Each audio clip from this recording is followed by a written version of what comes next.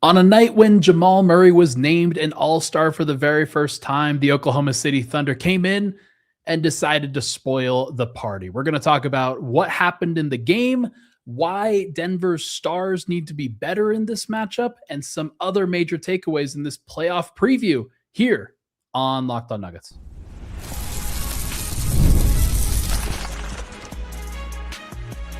You are Locked On Nuggets, your daily Denver Nuggets podcast. Part of the Locked On Podcast Network, your team every day. Welcome into Locked On Nuggets, your daily Denver Nuggets podcast, part of the Locked On Network, your team every day.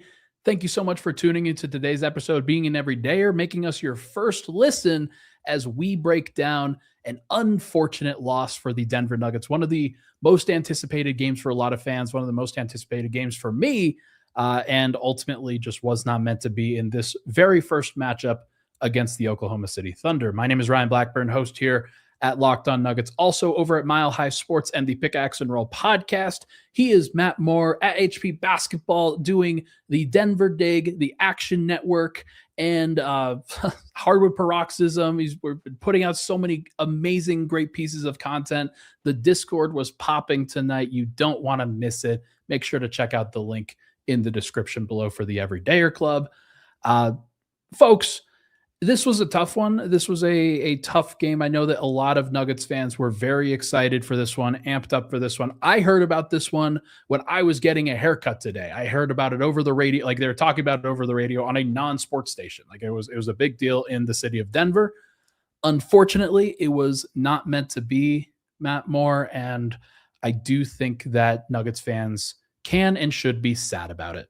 Yeah, I mean, look, your team lost, and it lost to its biggest rival, and it lost to the team that you're measuring yourself against, and the vibes have been so good, and Jokic is back, right? I don't blame you for being sad. I honestly sometimes these are the type of games where, Ryan, where I wish we could do two shows, and people could just choose which one they want. We're like we'll do one that's just like, everything's terrible, and they're never going to win ever again, and you need to trade everybody, and everybody but Jokic is a failure, and it's terrible, and they all let him down. And why are you attacking me? Then we do like another show that's like the show that I kind of want to do. You know, I don't want to be somebody who's like a I'm never Pollyanna-ish. I'm never like, everything's great. No, it's good. No, I know it seems bad, but it's actually really good. Like, if your team was mid, I would tell you. I would just be like, look, guys, this team's not very good. Like last year, Ryan and I were like, this team's not winning the title. Come on. They're not winning the title. They went further than we thought. And I am proud of the fact that I work really hard to try and give it, like, I want accuracy, because accuracy leads to truth. And the truth of it is, the Nuggets are a great team. They're going to be an awesome team in the playoffs. It's going to be an extremely exciting run. They may not win. They may win. That's it. This game doesn't change that. Nothing about this game changes those facts. That the Nuggets are great. They're going to have a chance at the title. They're going to have an exciting playoff run. None of that changes because they lost this game.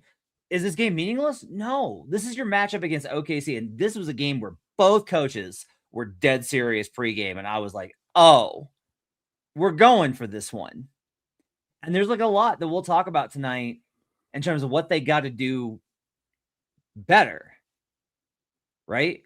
Yeah. But it doesn't change all of the other stuff. It wasn't like things were great and they were able to win a title until they played OKC on February 1st, and now they can't. That's not how this goes. They got 3 more matchups with OKC, then they got the playoffs. We'll see what happens. I will start here. I think there's two big things that I think we need to talk about right off the top. We'll talk about the individual player stuff, right? And that's going to get messy because we're going to return to our favorite conversation, which is, can you blame a player for missing good shots?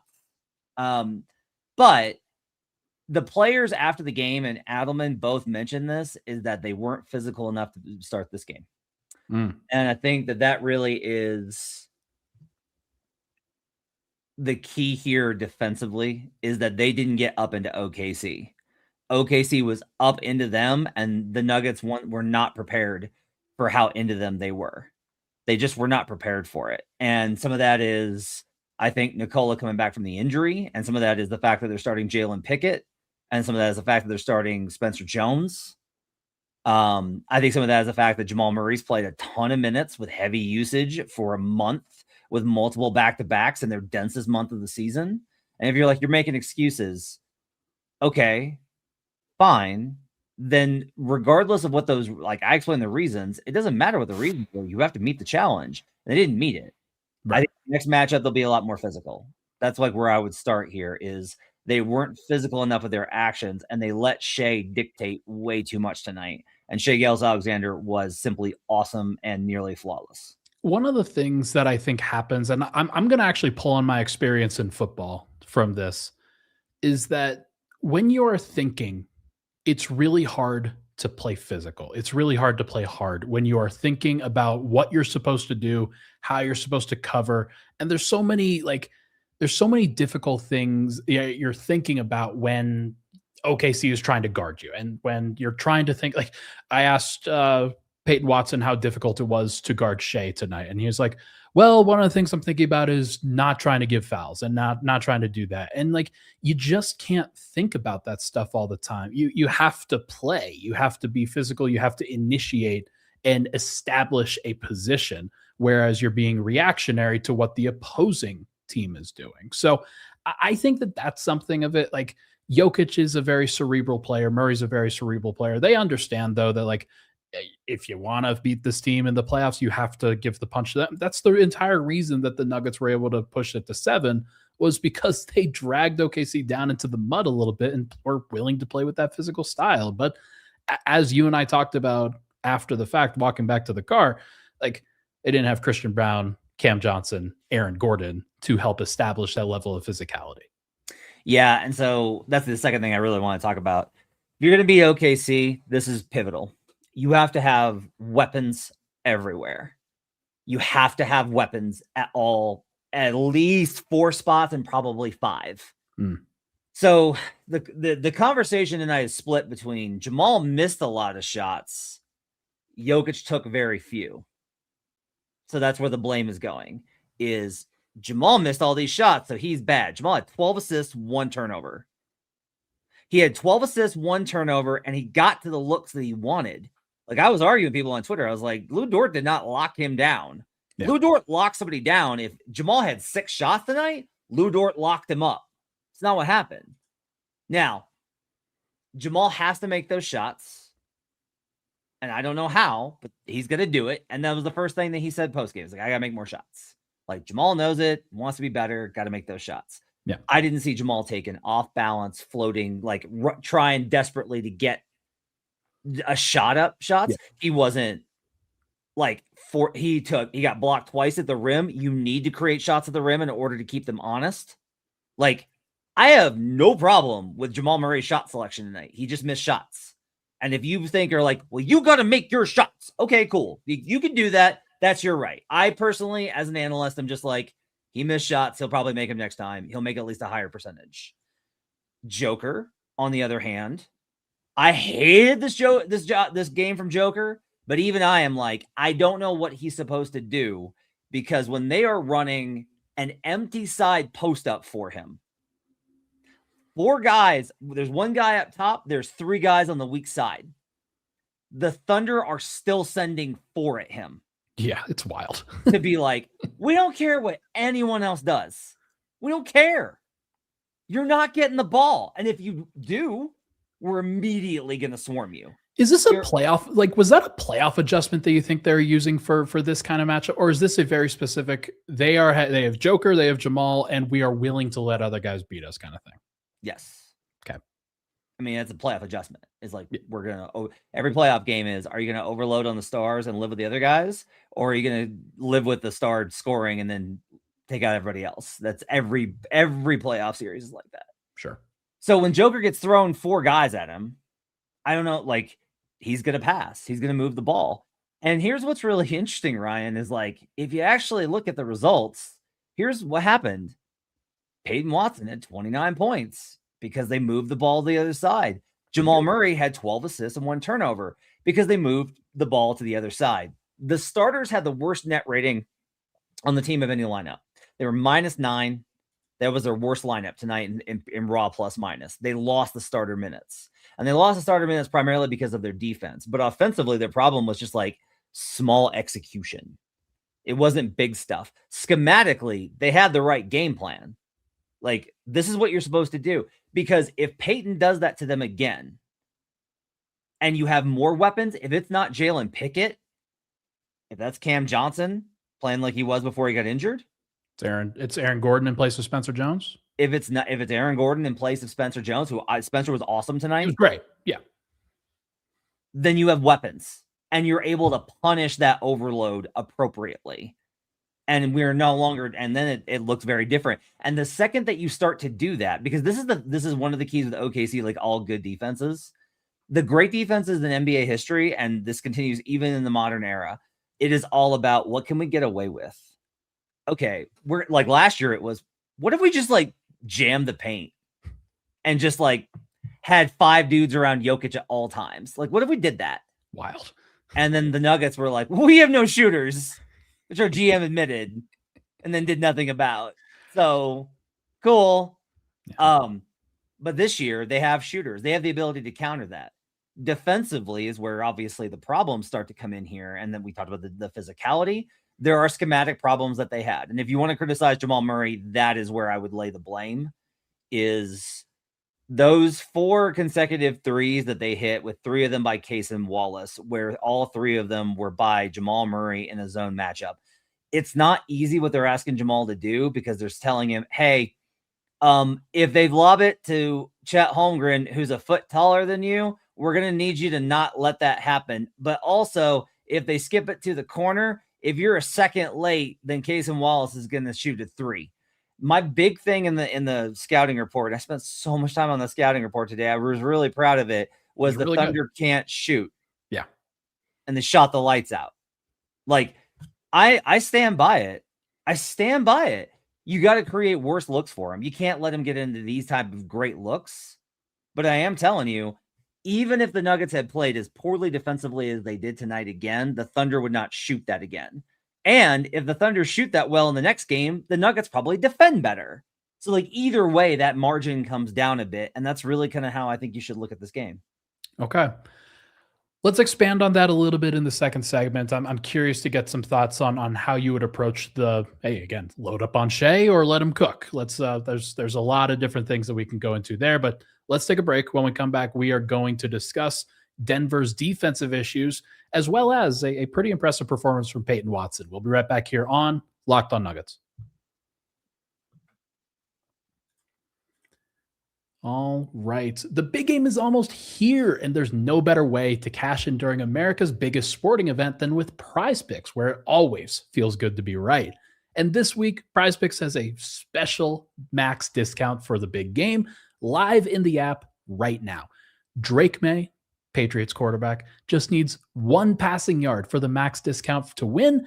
Add another player to your lineup, and if your picks hit, you can cash in. Prize Picks is just super simple. All you have to do is pick more or less on 2 to 6 player projections. It makes watching those games feel even more fun because their drive and every stat, it just matters, man. Like, the social feeds feature is amazing. You can interact with folks, share your lineups, and even copy lineups from other winners with just 1 click. I love that you can follow Prize Picks partners like us and tail or fade picks right from the feed. Download the Prize Picks app today and use code LOCKEDONNBA to get $50 in lineups after you play your first $5 lineup. That's code LOCKEDONNBA to get $50 in lineups after you play your first $5 lineup. Prize Picks. It's good to be right. We'll be right back on Locked On Nuggets. We are back, Locked On Nuggets. Thank you so much for tuning into the show, folks. Hit that like button, hit that subscribe button. Would really, really appreciate it. Also, the NBA trade deadline is basically here. It is quite literally about 72 to 80 hours away, depending on when you're listening to this show. And we want to give you a free month for our new Everydayer Club to help you get ready. If you need a group chat to keep you in the chaos, join ours. The Locked On Nuggets Discord is amazing, and the Everydayer Club gets you access to that group chat, plus national chats where you can hang out with fans from across the league. Always love being in there. We were interacting with fans throughout the game. I was sharing more pretty serious thoughts in there, and we were having some fun with some folks about this game. You can get ad-free versions of the show, and you can sign up for the trade deadline on February 5th and use code DEADLINE to get your first month free. Ryan called Chet Holmgren charming soft in the Discord. So if you don't want his like commentary on Twitter, which is much more like stenographer, you should go in the chat, and then you get that like the unfiltered Ryan Blackburn and me trying to beg people to not think that this team sucks. Great. There's both sides of it, so let me tell you. But in more serious terms, we do. Ryan's been doing trade of the day posts. So those of you that love trades, like you're going to get like a trade concept of the day to talk about between now and the deadline. And then after that, like Ryan's got the rotation information. I do a scouting report on every Nuggets game, breaking down the strengths and the weaknesses of the opponent, so you know what to look for in that game. We'll have more exclusive content. Swipe is doing a bonus episode this week for the Everydayers. Go check it out at lockedonnuggets.supercast.com. Always appreciate everybody, and then thank you for the testimonials. Let's talk a little bit about Denver's defense from tonight. SGA, I wrote SGA unstoppable in the breakdown. I mean, the stat line is incredible. Like 34 points, 13 assists. Did have 4 turnovers, but shot 11 of 16 from the field and 11 of 13 from the free throw line. I didn't think he was particularly foul baity tonight. Like that wasn't the way he got those calls. It was. I was surprised. I mean, look, like he sitting next to you, that did not feel like it, like the experience you were having. Well, okay, I took my time to calm down in the midst of a very credit to you. No, seriously, credit to you. That's good. That was like, here's the thing: if somebody jumps on top of Shai Gilgeous-Alexander and he gets a call, I'm not going to blame them for it. Like I'm just not. Like that's not. Now, when Spencer Jones stood next to him and like just had his hands straight up and his feet like locked in place, and like Shai kicked him and then he got a foul. That was a bad call. But like, look, it is what it is. And Shai, I think I said this last night for the late night Nuggets, that like he is pretty clearly entered into this conversation along with Jokic as the 2 best players in the world. Like to me, I am over the idea that like he is seen as far lesser. Like he has been so good, and like this has been a really great showing for him, and just another example of what he can do when you don't fully take him away. His playmaking has gotten so much better than it was to start the season. He's been so much better on that stretch, and that really does make a difference with him. This is one of the better games I think I've seen him play. Just when you look at 34 points in 33 minutes and 13 dimes and the efficiency, like it's just like an incredible combination of these kind of things. This is, and I do want to kind of make this point really clearly. I said this in the Discord, this game is actually a really good example of why people that are like, they need to add somebody else, are wrong. If you add another defender, do you know what Shai Gilgeous-Alexander is just going to do? He's just going to get you switched off, because the Thunder are one of the best teams in the league at guard screens. Okay. They run guard, and then they will run you back into guard center. Yeah. And so you have to choose here. If you are like, yes, we are keeping Jamal Murray and Nikola Jokic, we can win a title with them because we did. You were going to have to accept that, like, hey, this is going to be a battle, man, because there's really no way when you're defending guard screens that are designed to force the switch, you can't have the guard drop. They don't know how to do it. Like it's like no guard does it. Nobody in the NBA does it. It creates too much separation with the kind of guards that are involved there. And it leaves open the slip, right? That was the other problem, is he hit the guards consistently. If the Nuggets didn't, like, if they didn't switch it, if they tried to blitz him with the guard, he just flips it to the guy that slips out, the guard that's slipping beside him for an open three. Or it was when they're just trying to shrink the floor as much as they could, and he just finds a wide open guard. Like there was one play that was right in front of us where he hits a bounce pass right under Jamal Murray's outstretched fingers because like Jamal's trying to show help. He's trying to be helpful on ball. But like in those cases, you're not really guarding anybody. Like I will say this, one thing you will never see in a regular season game is you will not see anybody fight to deny a switch unless it's like the Knicks. The Knicks do it really well. Boston does it really well. Detroit does it really well. And OKC does it really well. You have to be that level of defense in order to deny switches. I do wish they would scram them more. For those that don't know, all that basically means is, hey, we're going to switch Jokic onto Shai. And then when Shai backs up for a minute, boom, our original defender is coming back and we're reflipping that. We're not. It's like a half blitz at that point, and then you're rotating back out of it on the backside. And like, look, their guys know how to cut, but I would rather have Shai in a moment of indecision rather than trigger actions, because that's a lot of what tonight was okay. We're putting Murray or Bruce Brown or Jalen Pickett into the screen action with a guard. If you switch it, I'm attacking him one-on-one. When you bring help, I'm kicking. If you don't, I'm scoring. Okay, you're going to blitz me. I'm immediately hitting the slipping guard, and he's going to hit a three. If you rotate over, I am wheeling out of that and hitting it to the weak side. Like, these are all if-then actions. You have to get them thinking. And the Nuggets did not get them thinking at all tonight because, A, like we started the conversation about, they weren't physical, and B, they never scram. Like, they just got to, I'm always kind of like, I don't know why you give these switches. If you know that Shai's like, Shai is one of the few guys in the league. Like, Luka switch hunts, but Luka almost does it for fun. Like, Luka's like, let me get Rudy Gobert on me. This will be cool. And I'll make him look stupid because I'm Luka Doncic. Oh no, I missed another three. Oh, the Lakers lost by 12. But I look cool. Shai Gilgeous-Alexander is a ruthless killing machine. And he is like, I will just hunt you over and over and over again. And you can't blitz me because I'm too tall and my guys are too tall to catch it. And you can't really do any of these other things. So then you run zone, which is what they did a lot of the night. And I actually think zone's really effective versus OKC. OKC was 50th percentile coming to the game versus zone. That should work. But you know when it doesn't work? When you continuously hit the corner and then the guy doesn't close out hard enough, and Casey Wallace has himself a night where he shoots considerably above his season average. Yeah. And that's what happened. Like, this is what I'm telling you is like the way that you lost.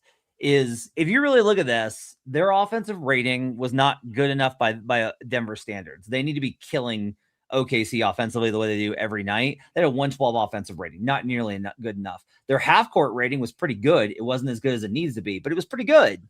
The problem was they gave up a 122 offensive rating to OKC. And what you're really trying to get to is like, OKC is a good enough defense to hold you to 120. You want it to be like 120 to 117. That's where you want to be at. That's really the gap that you're trying to get here. You're trying to make up. Then they have a little bit of stuff to make up, of course, on both ends of the floor. One more thing for you before we go to another break. Which of the guards tonight do you think was most vulnerable on the switch hunting? Like, where were the pressure points where Shai was really attacking? I mean, I feel like I have to go back and watch. I feel like he killed Jamal. I feel like he killed Bruce, and I feel like he killed Jalen. It's the three, like he wants the shorter guys. Yeah.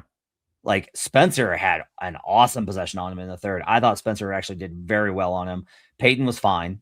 I don't think Peyton was good or bad. Peyton was fine. Yeah.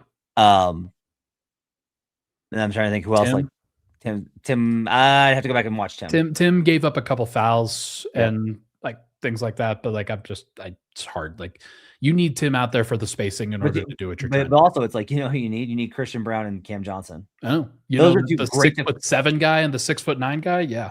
And again, for any Thunder fan listening, absolutely. You know what you needed in those non-Shai minutes where you were losing? You needed AJ Mitchell, your best on-ball scorer this season. You needed J-Dub in order to be able to provide more interior defense and against those bigger lineups they were able to get going and a counter Peyton Watson. And you needed Alex Caruso to suplex Jokic and get away with it. Like, absolutely 100% both teams had injuries. Yeah, no question about it. It's just some mattered more. All right, let's take another break. When we come back, we are going to discuss one of the two lone bright spots for tonight. We'll go over Peyton Watson and we'll go over Jamal Murray being named a first-time All-Star. We'll be right back here on Locked On Nuggets.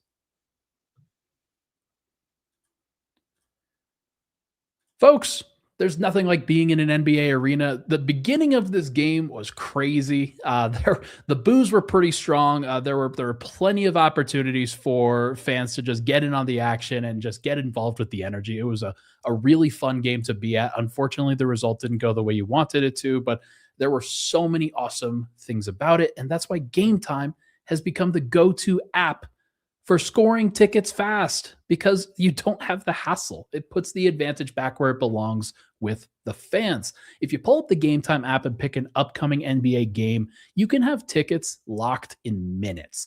I love seeing the all-in-one price up front. There's no surprise fees at checkout. The zone deals are great. You get the view from your seat feature, so you understand exactly what you're going to see. You understand where you're going to be. If you don't want to pick a specific one, you can do the zone deals, which you choose the seat. Game Time picks this. You choose the section. Game Time picks the seats, and then you save. Great last-minute options too, with NBA tickets showing up at solid prices. Take the guesswork out of buying NBA tickets with Game Time. Download the Game Time app and create an account and use code LOCKEDON for $20 off your first purchase. That's code LOCKEDON for $20 off. Download the Game Time app today. And remember, it's gametime.co, not .com. This podcast is also sponsored by BetterHelp. February can be a lot. You get flowers, candy, stuffed animals, and so much talk about relationships. The good old days when your boy was in a relationship. That would be cool. And it can honestly feel like everyone else has it all together in their love life. That I get. But here's the truth. Whether you're married, dating, single, or just focused on you, most people are still figuring it out. No matter where you are in your romantic journey, therapy can help you find your way, and it can help you get clear on what you want, what feels heavy, and how to take some pressure off yourself. It's easy, folks, to assume everyone else has the perfect relationship, but most people are still working through something. Therapy can really help you recognize patterns. It can help you understand what's going on in your life. It can help you communicate better, set healthier boundaries, and stop carrying everything alone. The biggest thing, it reminds you that you're not behind. You're right on time. BetterHelp is licensed therapists in the US, and they do initial matching work for you so you can focus on your goals. And if you want to switch therapists, you can do that at any time. Sign up and get 10% off at betterhelp.com/lockedonnba. That's BetterHelp.com/lockedonnba. We'll be right back on Locked On Nuggets. Final segment, Locked On Nuggets. Thank you so much for tuning into the show. February is going to be tough for me. What should I get my wife for Valentine's Day? Trick answer. I've been married for over a decade. Don't have to get her anything. Sucker. I'm sure she'll love hearing that. That's great. No, I will get her the same thing I always get her, which is chocolates. You know what she's doing? What? She's signed up to be an everydayer for Locked On Avalanche. Hey, it's people she loves to support. That's great. That's great. Quote, I don't need to sign up for your thoughts. I have to put up with them all the time. Look. I understand. I get it. I do. Karen is great. She's amazing. Like, shout out to the entire Moore household. Okay. Let's talk about this. Peyton Watson, I think, deserves a little bit of credit here. We talked about this, and we've talked about this before. The Detroit game where they were very physical with him, that was the first time where he had an opportunity to really step up against a very tough team, a very tough defense. He didn't have to face Alex Caruso tonight. He didn't have to face Jalen Williams tonight. And it was a relatively easy kind of structure for him to attack. But he did the thing. He had 29 points, 11 of 17, 5 of 7 from 3. 3 assists to 4 turnovers is a margin. That is something that he still needs to get better at. That is important. Like, it's an important thing to do. I don't know what to do. I don't know what's okay. Here's the problem. Okay. It's like, I want to just be like, yay, Peyton had a great game. Like, I want to do that. It's just like, if you look at this game and you try and diagnose what happened, the Nuggets lost the points off a turnover battle by 11 points. Peyton had 4 turnovers. I'm going to blame Jokic more, if I'm being honest. I thought the Jokic was sloppier with the basketball outside of a pretty ugly turnover for Peyton at half court. I don't disagree. I don't disagree. I think, and we should talk about Jokic a little bit more before we get out of here. Peyton knocking down the corner threes. I just continue to be like, that's awesome. There were some of these sequences where he had a very wide looping DHO pull-up jumper that was really pretty. Yeah. He had obviously he yammed on Chet, just absolutely freaking yammed on him on the split action. Yeah. I continue to like the fact that Peyton is finding more and more with Yoke back. This happened in the Clipper game and tonight. He has these stretches where it's he plays off ball with Yoke and then he gets on ball and he does some stuff on his own. And I think that's really positive and really good. And the efficiency was there. 5 of 7 from 3 is huge. You need weapons. Peyton's a weapon, and he put pressure. What I really kind of got to was man, because a lot of criticism for Val in the comments, and I get it. I don't think Val played well. You were ready to fire him into the sun. I was not happy with Jonas Valanciunas. I will ask you this though: with that lineup that was out there, you put Val with Cam Johnson and Peyton, and I really do think that things change dramatically with the amount of because part of this too. If you actually want to talk about, you were singling out that you didn't think Val can play in a playoff series. I don't agree with that. We'll find out what happens. Tim.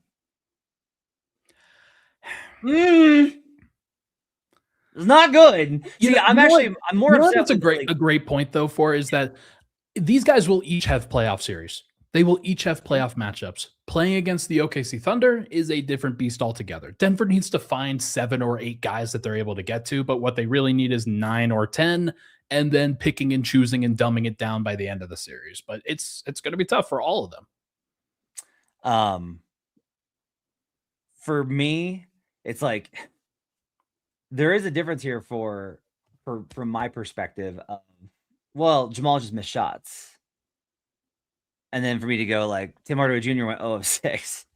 But it is I didn't feel Tim got a good look all night. I felt like he was off kilter, off balance, uncomfortable, not in rhythm. A lot of off the dribble stuff with him. And that's also that's all Tim's there for. Yeah. Right. It's like MPJ. I used to say this about MPJ where I was what does he do if the jumper's not falling? If the jumper's not falling for MPJ, what does he provide? And people are rebounding.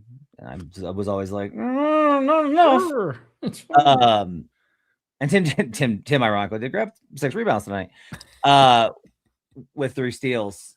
I just think though that those lineups are probably better constructed around Val. Val was trying to do too much. That was obvious. And also I think Val, with this being his first real kind of matchup with this team in this kind of environment,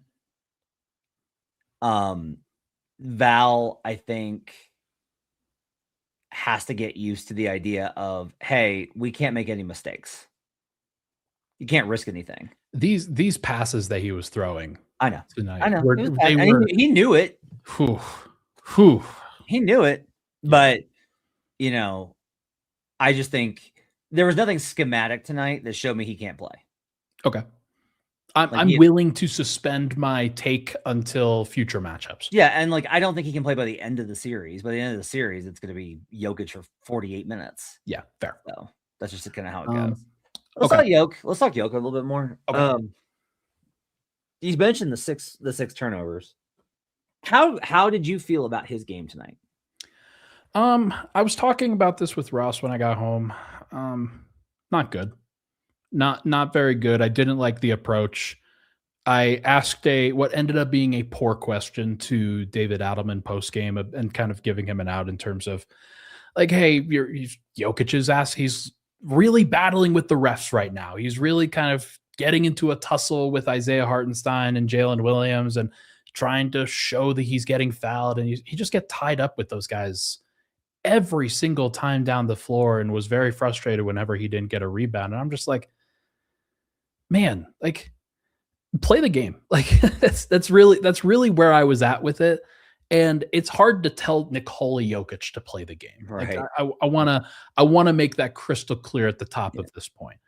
But like I thought that Jokic was very focused on getting the call and and making that micro play rather than and he was standing in the middle of the paint defensively or at the top of the key defensively and not really guarding anybody on the other end. So it was a frustrating one for me.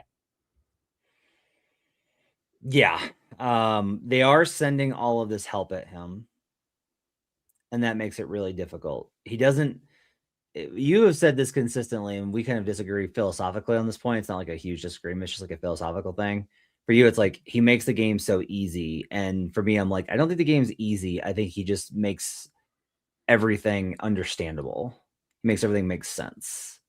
Oh, this, so then this. And when the game is not like that for him, I think he gets a little uncomfortable. Interesting. But not to say that he wants it easy. I think he's perfectly willing to physically meet any challenge, right? Hey, you got to outrun Anthony Davis for 48 minutes. No problem. I will outrun him. And he did. You're going to have to play through Rudy Gobert and finish through him. Can and will do, right? Yeah. But the Thunder present a different problem because the Thunder are like, we're not going to let you we're going to send 3 defenders at you. And there's nothing easy to go to. I asked Alan about this after the game. And it is important, I think, to give good teams credit. OKC has the best closeout of any team in the league. Folks, I watch all of these teams try and solve the same problem that Denver has every night. You know, all those corner threes I go bonkers over? Every team struggles with that mechanism of how do you guard the paint and then recover to the perimeter? OKC is there every time. They overload on Joker. He whips a pass weak side, or he uses the L pass to get it to the side. Nope. They're already back in position. They've already rotated over and have reset. It's extremely frustrating. It's ball, and that's a great point by Big Honey in here. It's ball denial too. Yeah. I think this question from Philip, he's asking, where do you want him to shoot from? I think the point is to not force the shot, but in the first half, he wasn't forcing the shot. He was actually being very passive, and something that my brother pointed out, he had one shot for much of the first half. And that's tough because you don't want to fight the game. But OKC kind of makes you fight the game at some points because they are cutting off all of the reads. They're cutting off what the reads are supposed to be. I think that's why he started taking threes later in the game, and I don't like that tactic either. One thing I don't get. Before, I do think he has to get to the nail. That rather than being at the side, I think he has to get to the nail. That is every time that they've tried that deep post up. If you do a deep post up on OKC, what you're saying is there's a natural defender, which is the baseline. Yeah. And now all we have to do is guard this area around you. Yeah. And they're totally willing to, right? 100%. There may be times if they get into a series where they're going to have to use Yoke as a decoy. It probably has to happen. And Murray is talented enough to do it. And Peyton Watson's showing that he's talented enough to hit some of these shots. They're getting Cam Johnson and Aaron Gordon back. In theory, you should be able to put together a lot of games where guys just make shots off of, hey, Jokic is getting 3 defenders being thrown at him. There's an open guy. I will disagree with this. He said that I do think they need a coach that can tell Jokic he needs to put more effort. Can't have the player thinking he's always giving 100% effort when he's not. No. He's most of the time I agree with you on the defense on the effort side. I do not think Jokic's defensive effort has been good this season, but he's been gotten up for these games. Yeah. He had, if you want to go watch. There was one in the third quarter where Jokic made an absolutely incredible hedge to the sideline and force a turnover with Murray. It was reset out of bounds with Murray deflecting the ball out of bounds. Yeah. And that's the kind of effort that Jokic gave. I think Jokic's effort was there. I do think that you're right that he gets in his head about the officiating. It starts off with, okay, I'm going to battle him. And then they start beating him up and they're tangling with him. And Jalen Williams is messing with him. And and then he starts to look at the officials can you get him off me? And then it's come on. And then it's like, oh, and then when he starts doing the thing that he did tonight, where he starts pump faking and trying to flail into threes or into free throws, that's when I'm like, whenever Jokic is actively just hunting fouls and not trying to score, that's when I know that it's like he's just trying to prove a point. And I'm just like, you must prove the point later and not right now because you're down 13. Yeah, there's a time and a place for it for sure. Like I do think it's in his head on this. And I think that this is the one matchup in the league for him where like he doesn't get it all the time because they're smaller guys. He can push most of them out of the way if he lets, like, if one of them's going, but it's hard to push 3 guys out of the way at the same time. And then they're so good with their hands and so good. Like sometimes the swipes are fouls and sometimes they are not. And sometimes they get called and sometimes they don't. And like, it gets into his head. He gets very frustrated about it. Hurricanes says LA fronting Jokic didn't fluster Malone and he had a fix for it. This is not that. I'm telling you, that's not that. Like they actually weren't fronting that much. It's that they are sending 3 players. Yeah. It's like there's a sequence where Chet's trying to front him and SGA is on his hip and they're trying to squeeze a pass in between those 2 guys. Good luck. Yeah. It's like they take it way further than LA does. The spacing on the backside has to be better. It has to be something that the Nuggets consistently exploit. And to this point, I think it's really important. They're going to have to get into this is where the exhaustion level comes in. You got to get into your sets at 20 seconds. You have to have the ball across court at 20 seconds and start initiating first screen at 20 or to 19 seconds. And the reason I say that is what you need to do is you need to force them. If they're going to send all that help over at Jokic, you run stuff strong side to Jokic, you force all that help, you kick to the other side, and then you run another action. Because what the Nuggets are doing in large part, and this is like the normal NBA thing to do, they overloaded it, so we'll swing it to the weak side, and he'll either shoot or drive and shoot. The Thunder are like so good at rotating weak side, you have to run another action just to be able to get separation to get a quality shot off. You have to be ready to run another pick, another screen, another off ball. And like, this is all tough. Imagine if like Jokic is being double teamed deep on the baseline and he's got to make the read to the other side for a guy coming off of a pin down. You have to time that right. Or otherwise the ball is going out of it. Like that's where it gets tough. Can you do that? Can you time that? But like, these are the things that OKC presents as a problem, which is why when I try and talk about this stuff, it's why it's a lot more complicated than it feels like. When you look at the box score, you're like, oh, Jokic needs to be more aggressive and Jamal needs to make more shots. Ding. And it's like, no, you have to do like a whole bunch of other stuff because of how much of an absolute nightmare this team is to try and get.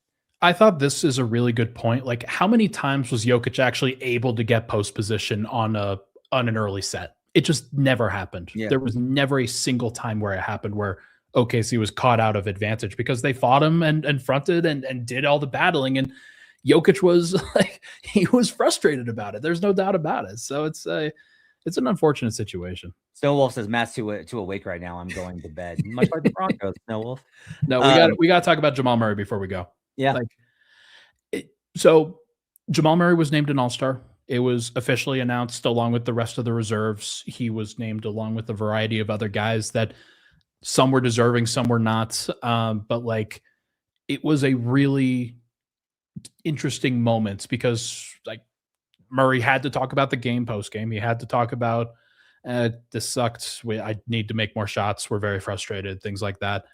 And then the floodgates kind of opened when started talking about All-Star. And then you realize, okay, this season has really been amazing for Jamal Murray. It really has been amazing that Denver's had this kind of contribution that can be credited in this way. And like people talk, Kawhi Leonard wasn't even put onto the All-Star game this year. And like, there's a bunch of other guys, Alperen Şengün, and there's a whole bunch of other deserving players that missed because Jamal Murray was so good. Like, it was undeniable that he was going to get it this year. And so clearly a big moment for him and clearly something that everybody in the organization wanted to talk about, wanted to chat about. Here's what I love. Jamal after the game said that he was most happy for his dad. He's got such a close relationship with his father, and cool. His dad has been such a a great supporter of his and has done so in a way where he doesn't make it about him. And I want to credit Jamal's father for that. How can I put this? There have been other dads in the NBA who become a distraction for their sons, and I always think it's a negative thing. Like, let your son be the focal point. He's the one that got here. And so just to have Jamal be like that happy for his dad to gotten this. And then Jamal was like, honestly, all NBA, like that feels like maybe a bigger deal. And I was just like, it warmed my heart so much because I just got to be very clear on this. All-Star is a silly, stupid award now. It used to be very legitimate and a great way to evaluate greatness. Now it is a popularity joke. It is a joke. Okay. It's great that Jamal made it. He was rewarded by the coaches. He deserved it. He was a lock. Okay. However, the fans vote on this, which means it's subject to nonsensical things. And then the players are voting like their rookie teammates because it's funny. And it's just like the only ones that take it seriously are the media, who everyone thinks shouldn't have a vote anyway. It's crazy. So like I'm happy for Jamal. I'm happy for the organization. I'm happy for him to have gotten, honestly, it's like just to have gotten when everyone's like or Jokic never played with an all-star. That's how hard it's been for Nikola Jokic. Well, now they can't say that anymore. Yeah. And I thought it was great pregame for Adelman to talk about, Adelman was like, 30-point triple-double in the Western Conference Finals, triple-double in the NBA Finals, scored 50 ball last year, 2 50-point performances in the NBA playoffs, NBA champion. Jamal's accomplished a lot.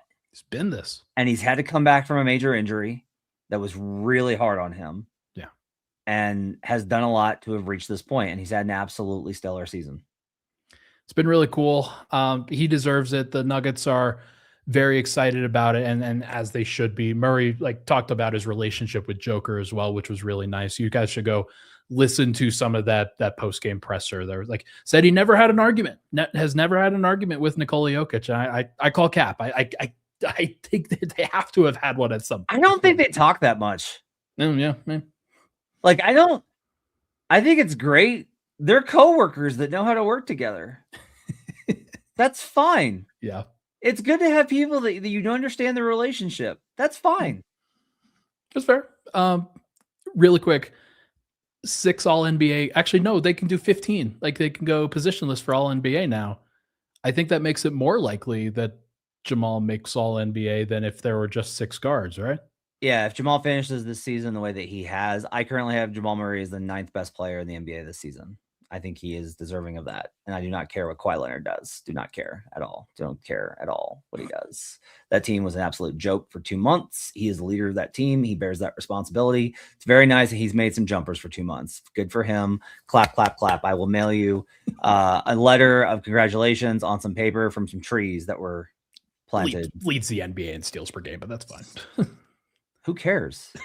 Those are her terrible stat. Shai led the league in steals last year. Do you think I think he's a pretty good defender. I don't think he's a great defender. No, he's okay. They didn't target Shai as much as they needed to tonight. They couldn't. But when they get Christian Brown back, then all hell's going to break loose. It's going to be crazy. No update on Cam and Christian. I bet that they come back on the back-to-back. Okay. That'll be my prediction. Or Cam probably either the second game of the road trip or the third game of the road trip.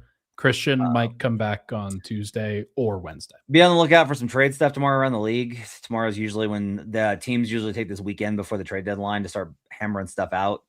And then stuff starts to drop. That's why I think you saw the 2 trades that we saw, the Vic Krejci trade to the Kings or to the Blazers, sorry. And then the Kings trade for DeAndre Hunter for Keon Ellis and Dennis Schroeder. Yeah, we'll see what the Nuggets do to get under the tax and pay Spencer Jones. I am not going to rule out anything after Tenzer and Wallace pulled what they did on us last summer. So maybe they're able to pull a rabbit out of a hat. Everyone I've talked to continues to say, by the way, that Ayo Dosunmu is not available. So I just do not think that Ayo is available. And if he is, I sure as hell do not think that the Nuggets have enough to get him. Yeah, certainly not. But then again, the Kings traded Keon Ellis and Dennis Schroeder for DeAndre Hunter. So anything is possible. I like DeAndre Hunter. I think he's pretty good. He will be a solid starter for them. And you know what's really funny is like, so Keon Ellis was this guy that the Kings fans were like, he's got to play. He has to play. Why is Mike Brown not playing? And fire Mike Brown! And they fired Mike Brown. They're like, yeah, Keon Ellis is going to play and he's going to make us good. And then Doug Christie, an exact opposite coach of Mike Brown, could not be more different, did not play Keon Ellis. So I just think that the intelligentsia is going a little bit nuts with this trade. Like, the Kings are bad, but like the hipster, like Keon Ellis is secretly an MVP. No, come on. Yeah, like, can we just chill out? I am on that for you. I 100% agree. But you got your guys, and Keon Ellis is just one of those guys that people will not give up. Any final thoughts from tonight? I'm gonna keep you on here. I know you want to go to bed. Tobo says they gave us JV for Dario freaking Saric. That was more the Kings doing JV is solid. That's what that was. That was more of like the Kings being like, yeah, it's fine. Like, you deserve better than us. It's fine. That was also what that was. Nuggets are gonna be okay. Like, you guys are still great. I don't know. I will keep telling you this. This team's great. This team's great. There are 3 more matchups versus the Thunder. I do not think they'll lose all 3. We'll see what happens. That'll be fun. Looking forward to it. Looking forward to seeing this team healthy. It'll happen at some point. Knock on wood. Knock on wood. We're just going to knock on wood really quickly. That is going to do it for this episode of Locked On Nuggets, everybody. Thank you so much for tuning into the show. Appreciate the love and support on the podcast as always. Check out the Everydayer Club, where we bring extra content to the door. We appreciate all y'all. Thank you so much for tuning in. How do you do, fellow kids?